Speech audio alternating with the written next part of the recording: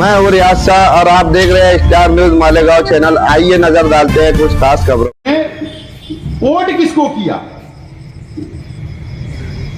5 साल जब चुनकर आप लोगों ने दिया, शहर के अवाम ने दिया ना, तो तीसरे दिन ये मालेगांव शहर के मुसलमानों का सौदा हो चुका था। तीसरे दिन आज वोटिंग हुई, कल पोलिंग काउंटिंग हुई और तीसरे दिन जाकर मुसलमानों का ये शहर का सौदा कर लिया गया था। सिंधे साहब के लोगों ने उठा कर लेकर गया। करोड़ों रुपए की डीलिंग उस वक्त तो हो गई। उस वक्त तो भी राज्यसभा और एमएलसी के अंदर बीजेपी और शिवसेना सिंधे गढ़ के लोगों को इन्होंने वोट दे दिया। अरे तुमको इसके लिए थोड़ी दिया गया कि फिरका परस्त पार्टियों के उम्मीदवार को वोट दो। अगर तुम गैर जानिबदार रहते और तटस्थ रहते भी तो हम मान लेते आपने वोट दिया, तो वोट तो किसी को दिया। उसके बाद बीच में सरकार गिरी। उस वक्त आप गैर जानिबदार रहे और नाम लिया आपने कि मैं हज। मुझे बताइए, ये हज कमेटी से कभी गए नहीं? पिछले साल हज पे क्या बोल रहे कि मेरा पासपोर्ट की थोड़ी बातचीत थी, मैं हज कमेटी में रुक गया, ऑफिसर नहीं आए। प्राइवेट टूर का हज कमेटी से कोई ताल्लुक ही नहीं है। तुम तो खुद उमले टूर चलाते हो। बोले मैं जरा देरी हो गई थी, मैं असेंबली हाउस में नहीं पहुंच सका। अरे ऐसे कैसे देरी हो गई? 1,17,000 लोगों ने वोट दिया कि आप जाके वहां शिवसेना और भाजपा के खिलाफ में वोट दोगे, सरकार के खिलाफ में वोट दोगे। आप गैर जानिबदार रह गए पैसा लेके। करोड़ों रुपए की उस वक्त आपने डीलिंग कर ली। स्पीकर के चुनाव में आप गैर जानिबदार रहे, बाहर रहे, हाउस में नहीं गए। सिंधे सरकार और भाजपा की सरकार बैठी उस वक्त, तुमने मुख्यमंत्री के खिलाफ वोट नहीं किया, तुमने भाजपा के खिलाफ वोट नहीं किया। बोले मैंने वीडियो बताया ना अभी जलसे में, एक चैनल वाला उनसे पूछ रहा है कोलाबा की ताज रेसिडेंस होटल के बाहर, तो बोले आप क्यों यहां पर मिलने आए? जो मेंबरों को रखा जाता लॉज में, इस तरीके से एमएलए लोग को भी रखा गया था कि दूसरे दिन वोटिंग होगी। बोले मैं हज पे जा रहा हूं, कहीं गैर समझ ना हो जाए वजीर आला साहब को, उनकी गलत समझ ना बन जाए। अरे तुम्हारा लीडर अवैसी है, मुख्यमंत्री नहीं है, काहे की गैर समझ की बात? तुम वहां डीलिंग करने गए थे, ये क्यों नहीं बोल रहे हो कि मैं गैर जानिबदार रहूंगा, मुझे क्या देना दे दो? ये शहर की आवाम का सौदा उन्होंने तीसरे दिन से शुरू किया। 5 साल आपके नाम पर करोड़ों रुपए की डीलिंग की, करोड़ों रुपया भाजपा से लिया गया, शिवसेना से लिया गया। ये शहर की मां बहनों की दुआओं को भी बेचा गया, बुजुर्गों की दुआओं को भी बेचा गया। ये शहर के नौजवानों के भी जज्बात को बेचने का काम ये 5 साल के अंदर हुआ। इसका हिसाब लेने का वक्त दोस्तों आ रहा है। इसका हिसाब कौन लेगा? ये तरीका ये शहर के एमएलए साहब का रहा। सिर्फ क्या कि एक मजहबी शख्स है, आलिम है, मुफ्ती साहब है, कोई कुछ बोलता नहीं है। इस्माइल भाई ने तमाम ही तफसील बताई, दलील देकर बताई कि किस तरीके से गुमराही के रास्ते के ऊपर ले जा रहे हैं। आज मुझे बताओ, मुझे बहुत अफसोस होता है कि मैं आज एमएलए हूं कि एमएलए मुफ्ती इस्माइल साहब है। आज हिसाब उनको देना चाहिए, अदालत में, जनता की अदालत में उनको आना चाहिए, स्टेज लगाना चाहिए। काम बताओ, क्या आपने तीर मारा ये बताओ, क्या आपने नुमाया काम दिया ये बताओ, शहर के नौजवानों के लिए क्या किया, कौन से तालीमी अदारे लाए, कौन सी सेंटर बनाए? आप तो कुछ नहीं बता रहे हो। आप हमारे ऊपर झूठे इल्जाम लगा रहे हो। इतने झूठे इल्जाम मुफ्ती इस्माइल साहब मत लगाओ। मुझे इस्माइल भाई बार बार टोकते हैं कि हम लोगों को गलत रास्ते पे नहीं जाना है। सच मैं बोल रहा हूं, अच्छाई और बुराई की अगर कोई बात करता है तो मैं चैलेंज कबूल करने के लिए तैयार हूं, लेकिन पहले शहर की तमाम दीनी तंजीमें ने आकर बैठना चाहिए और उन्होंने बोलना चाहिए कि ठीक है, अच्छाई और बुराई पे इलेक्शन अगर करना ही है तो उसके लिए मैं तैयार हूं। लेकिन अगर मैं जब तैयारी लेकर शहर में निकलूंगा और कुछ सबूत लेकर लिख लूंगा तो कल फिर हमारे आलिमों ने रोकना नहीं, शेख आसिफ रुक जा, बस बस बुराई मत बता। फिर अगर किसी के व्हाट्सएप पे कोई मैसेज जाएगा तो बोलना मत, किसी का फोटो जाएंगे तो बोलना मत। मैं क्या कर सकता हूं ये मुझे मालूम और अल्लाह को मालूम। आज ईमानदारी से अच्छाई और बुराई की तो मुझसे बात होना नहीं चाहिए, ना ये शहर वालों से करना चाहिए किसी ने।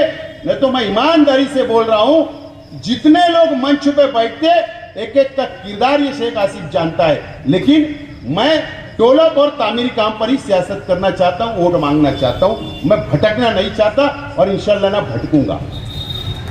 लेकिन शहर में अगर ऐसी बातें होगी, झूठे इल्जाम लगाओगे तो ये बर्दाश्त नहीं किया जा सकता, ये बर्दाश्त नहीं किया जा सकता। लेकिन अगर इसी के ऊपर इलेक्शन लड़ना है तो मैं चैलेंज कबूल करने के लिए तैयार हूं। आप चैलेंज कबूल करने के लिए तैयार है कि नहीं, आप बता देना। बिल्कुल तैयार है,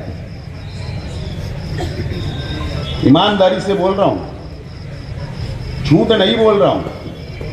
इतने घिनौने चेहरे इन लोगों के, हमारे मुखालिफ लोगों के बैठे, अगर मैंने इनका एक एक का फाल खोलना शुरू करा तो ये स्टेज पर भी नहीं आ सकते, जिम्मेदारी से बोलता हूं। लेकिन हमको रास्ते पे नहीं जाना। मैं यही चाहता हूं कि मुफ्ती इस्माइल साहब, आप तामीरी काम क्या किया आपने बताओ, आपने कौम का सौदा क्यों किया ये बताओ, आपने असेंबली में जाकर क्या किया ये बताओ, ये आप बताओ। बस मैं यही पूछना चाहता हूं। करोड़ों रुपए की डील क्यों बताओ, वोट किसको दिया यही बताओ, मैं यही पूछना चाहता हूं। आपसे कोई मैं लड़ाई नहीं करना चाहता हूं, ना आपसे मेरी जाति दुश्मनी है, बस सियासी इख्तिलाफ है, नजरिया अलग है, कोई जाति दुश्मनी नहीं है। आप शहर को विकास और डेवलप की बात करो और उलमाओं ने आगे आना चाहिए, मसलक तमाम ही मसलक के उलमा आगे आए और ये बोलिए कि नई सियासत तामीरी काम पर बात करो। तैयार हूं तामीरी काम पर, बिल्कुल तैयार हूं। ये शहर को समझना पड़ेगा और शहर को इस जानिब जाना पड़ेगा। आपने मुफ्ती साहब, दादा भुसे साहब है ना, आप आशीर्वाद, आपको आशीर्वाद उनका था, आप बाल साफ करके तुमने भी आशीर्वाद उनको दिया शिवाजी पुतले के पास। क्या नुकसान हुआ दादा भुसे साहब से, ये शहर को ये तो बता दो, कितना नुकसान आपने करवाया। आज बताओ, कल रात में बारिश हुई, क्या हालत है, पूरे शहर की हालत आप बता दो। चल सकते हैं आप, घूम सकते हैं, गाड़ियां लेके घूम सकते हैं, बताइए आप नहीं बता सकते। मुफ्ती साहब, शहर को 800 करोड़ रुपए की कर्ज के अंदर कारपोरेशन को तुमने डाला, सिर्फ चंद पैसे के लिए, जाति मुफाद के लिए, टक्के के लिए। आपको टक्का मिलता गया, हिस्सा मिलता गया। आपने दादा भुसे को पूरे कारपोरेशन लूटने का मौका दे दिया और पूरा वह शख्स ने लूट डाला और अपना इलाका डेवलप कर लिया और ये इसको खंडर बना दिया। इसके जिम्मेदार तुम, प्रशासक राज तुम्हारा, प्रशासक तुम्हारा। तुमने क्या किया इस शहर के लिए, डेवलप के लिए, बताओ। जाओ 14 नंबर वार्ड देखो, गोल्डन नगर का इलाका देखो, क्या हालत है वहां। आज नयापुरे की गलियां कैसी आप बता दीजिए, सीमेंट कंक्रीट रोड की है क्या, क्या हालत है वहां पर। कब्रस्तान की रोड देख लो, मिल्लत मदरसे के पास क्या हालात आज आप देख लो, कितने खस्ता हालात है। आपने दादा भुसे से, आपने अपने जाति मुफाद के लिए दादा भुसे को लूटने दिया कारपोरेशन, उसका जवाब आप दे दो। आपको जवाब मुफ्ती इस्माइल साहब देना पड़े आने वाले दिनों के अंदर, और मुझे उम्मीद आप देंगे। और नहीं तो कम से कम शहर के आवाम से माफ़ी मांगो, आप माफ़ी मांग लो। मुफ्ती साहब, ये जो मीटिंग है ना, हमारे मुखालिफ को मैं बोलना चाहता हूँ, इस वार्ड की मीटिंग है, सिर्फ आधे वार्ड की। ये मुकामी लोग बैठे हैं, अब इनको ये नौबत आ रही है कि मीटिंग नए इस्लामपुरे में है तो पूरे शहर के लोगों को वहां बुलाया जा रहा है। ये नौबत आ गई कि किले में मीटिंग है तो पूरे शहर के लोग पहुंच रहे हैं। ये नौबत आ गई कि तहजीब स्कूल के अंदर मीटिंग है तो पूरे शहर के लोगों को बुलाया जा रहा, और तुम पे, हम पे इल्जाम लगाते कि खाना बनाते, तुमको भी देख चढ़ाना पड़ता। ये नौबत आ गई, ये नौबत आ गई मुफ्ती इस्माइल साहब। आप सब तरफ बुलाना पड़ रहा है, मेहनत करना पड़ रहा है, जद्दोजहद करना पड़ रहा है। पार्लियामेंट में बोला था मैं कि एक राय से मुझे पार्लियामेंट भेज दो। अपील किया था अखबारात के अंदर कि सब एक मंच पे आ जाओ, सब पार्टी के लीडर आ जाओ, मुझे पार्लियामेंट का उम्मीदवार बना लो, मैं पार्लियामेंट लड़ता, चुन के आ जाता, वहां चला जाता तो इतनी तकलीफ तुमको उठाना नहीं पड़ती। बराबर है ना, चला जाता था वहां। लेकिन तुमको तो जमीयत के नाम पर सुबह बच्चों से माल लेना था, फी सबीलिल्लाह। बोले हम फी सबीलिल्लाह कर रहे, पता है तुमको? सुबह बच्चों से इन्होंने पैसा लिया, उनके वर्करों को भी नहीं दिया। बोले यार अपने को फ्री में काम करना है। वो सबूत मैं नहीं, दूसरी पार्टी वाले इलेक्शन में भी लाने वाले हैं सामने। रिकॉर्ड लाएंगे, रिकॉर्ड। सुबह बच्चों भी झुटला नहीं सकती, उसका लड़का भी झुटला नहीं सकता। ले लिए, बोले जमीयत का स्टेट लग गया, जमीयत की प्रेस हो गई, जमीयत के अंदर लेटर की हिमायत हो गई और करोड़ों ले लिया और बोले फी सबीलिल्लाह पूरा पैसा रख लिए। क्या है ये मुफ्ती इस्माइल का, क्या है ये मुझे बताइए। मैं जमीयत, मैंने इससे पहले भी कहा कि मैं मसलकी तौर पर ज़्यादा नहीं बोलता या दीनी तंजीमों को नहीं बोलता, लेकिन मैं एक सवाल है। देखो ये 2 दिन पहले तक, पिछले जुमा को इन्होंने क्या किया, पिछले जुमा को ना, पिछले जुमा को फतेह मैदान के अंदर जलसा लिया, बराबर ना। जलसा लेकर क्या जलसे का उन्वान था? जमीयत को बचाने के लिए, बराबर। खूब तारीफ की है उन्होंने। और 2 दिन के बाद जमीयत पर 2.25 करोड़ रुपए का इल्जाम मुफ्ती इस्माइल साहब आपने लगाया। 2 दिन बाद आपको जमीयत की याद नहीं आई। 2.25 करोड़ रुपए का तुमने इल्जाम लगाया कि इसके अंदर भ्रष्टाचार हुआ है।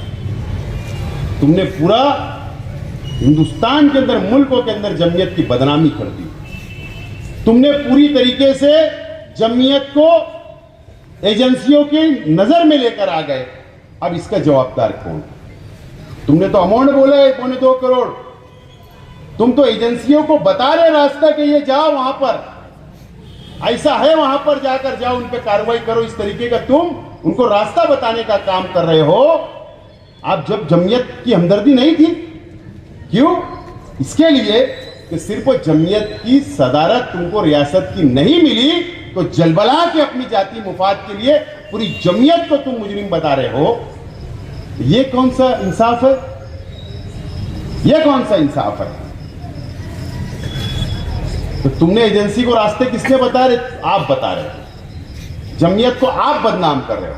जमीयत पे आप 2.25 करोड़ रुपए का इल्जाम लगा रहे हो कि जमीयत में ऐसा होता है। आप जमीयत पे इल्जाम लगाकर एजेंसियों की नजर में जमीयत को ला रहे, इसके जवाबदार आप हो। तुम कहां जा रहे हो? तुम भटक चुके हो सिर्फ कुर्सी के लिए। एक एमएलए की कुर्सी, एक जमीयत की रियासती कुर्सी, और ना जाने कितनी कुर्सियां आपको चाहिए। आपको मुबारक हो, लीजिए वो कुर्सियां, लेकिन कम से कम ये शहर को हिसाब दे दो। तुम्हारे 5 साल का, मैं यही चाहता हूं। तो आज दोस्तों, मैं तमाम ये मेरे बुजुर्ग बैठे हैं, आज मेरे मोहल्ले के मेरे बुजुर्ग बैठे हैं, मेरे मोहल्ले के नौजवान बैठे हैं, मेरे मोहल्ले के तमाम समझदार लोग बैठे हैं। मैं आज आप लोगों से एक अपील कर रहा हूं, अपने परिवार के अंदर अपील कर रहा हूं, अपने घर के अंदर खड़े रह के अपील कर रहा हूं कि इस इलेक्शन में आपको मेरी सरपरस्ती करना है। आप मेरी सरपरस्ती करो, मेरा साथ दो, नौजवान मेरा साथ दे, पूरा अहले मोहल्ला मेरा साथ दे, पूरा इलाका मेरा साथ दे, और इंशाअल्लाह मैं मेरे मोहल्ले का सर झुकने नहीं दूंगा, आपका सर झुकने नहीं दूंगा। और सिर्फ मैं मालेगांव शहर का तामीर और तरक्की की बात तो मैं करता हूं, लेकिन मैं आप लोगों के लिए आपका सर झुकने नहीं दूंगा। अगर आपने असेंबली का एक मेंबर बोलकर असेंबली में भेजेंगे, आप एमएलए बनाकर भेजेंगे, तो इंशाल्लाह पूरे महाराष्ट्र की नुमाइंदगी यह आपका बेटा, आपका भाई करेगा, यह मैं वादा करता हूं। मैं वादा करता हूँ वहाँ पर मैं पूरे महाराष्ट्र के लोगों की नुमाइंदगी करूँगा, आवाज़ उठाऊँगा। मैं आपसे यही अपील करता हूँ और मुझे उम्मीद है कि 19 ये 24 ना हो, 19 की तरह ना हो 24, और 24 इतना बेहतर हो कि शहर देखता रहे कि हमारे जो इख्तिलाफ थे, जो फूट थी घर में, वो खत्म हो गई है। ये मैसेज हमको पूरे शहर में देना है, इसीलिए आज आप लोगों को याद किया गया था। और आप लोगों से एक दावत और दे रहा हूँ, परसों एतवार के दिन हमारे अपने इलाके के अंदर खानका इमदादिया मस्जिद के बिल्कुल सामने असर के नमाज के फौरन बाद एतवार के दिन संग बुनियाद रखा जाने वाला है नीट क्लास का, यानी स्टडी सेंटर। 3 करोड़ रुपए की इमारत तामीर हो रही है। आपको ऐसे छोटी नजर आएगी यानी पोस्टर में, बैनर पे, लेकिन वो 3 करोड़ रुपए की इमारत तामीर होगी इतने बड़े ग्राउंड पर। और वो जो इमारत तामीर होगी उसमें ये फैसला हुआ है कि प्राइमरी एजुकेशन की क्लासेस भी हमारे अपने इलाके के, हमारे शहर के बच्चों के लिए वहाँ क्लासेस शुरू होगी। हाई स्कूल की क्लासेस वहाँ पर ट्यूशन क्लासेस चलेगी, वहाँ पर आला तालीम के लिए क्लासेस चलेगी, वहाँ पर नीट के लिए क्लासेस चलेगी स्पेशल, GAA के लिए क्लासेस चलेगी स्पेशल। और ये तमाम ही क्लासेस ये शेख रशीद साहब के नाम से वो क्लासेस होगी। और ख़ास बात ये रहेगी कि इसमें no profit no loss, no profit no loss के ऊपर सिर्फ पगार निकल जाए टीचर का, मेंटेनेंस निकल जाए, अखराजात वहाँ के निकल जाए, उसके अलावा फीस ज़्यादा नहीं होगी, एकदम नॉमिनल फीस के अंदर हम हमारे बच्चों को तालीम देंगे, एजुकेशन देंगे। इसके लिए एक बहुत बड़ा काम शहर के लिए और हमारे अपने इलाके के लिए उसका संग बुनियाद 13 तारीख बरोज एतवार को असर के नमाज के फौरन बाद रखा जाएगा। आप तमाम ही लोग जिस तरीके से यहाँ पर आए वहाँ पर भी आइए और इंशाल्लाह इसको 2-3 महीने के अंदर मुकम्मल करने के बाद आइंदा तालीमी साल से हमको शुरू करना है, ताकि हमारे अपने इलाके, हमारे शहर के बच्चे और बच्चियाँ वो यहाँ पर बाहिफाजत, वहाँ पर जो है ऑडिटोरियम भी रहेगा 200 चेयर का, 8 रूम रहेंगे, गार्डन रहेगा अलग से लड़कियों के लिए, लड़के के लोग के लिए अलग से गार्डन रहेगा, वहाँ पर एक कैंटीन अंदर होगी, CCTV लेस होगा, फर्नीचर होगा, स्टाफ रूम अलग होगा, प्रिंसिपल रूम अलग होगा, स्टाफ रूम, सब सहूलत, तमाम इतर सहूलत जो दूसरे इलाके में नहीं है, शहर में कहीं नहीं ऐसी सहूलत, वो सहूलत मिलेगी, ताकि हमारे बच्चों का मुस्तकबिल बनाने के लिए हमने कदम उठाया है। और ऐसे बहुत सारे कदम हम उठा सकते हैं, अगर आपने ताकत दी तो इंशाल्लाह आप लोग वहाँ पर। इस वीडियो को लाइक करें, हमारे चैनल को सब्सक्राइब कर बेल आइकन जरूर प्रेस करें। हम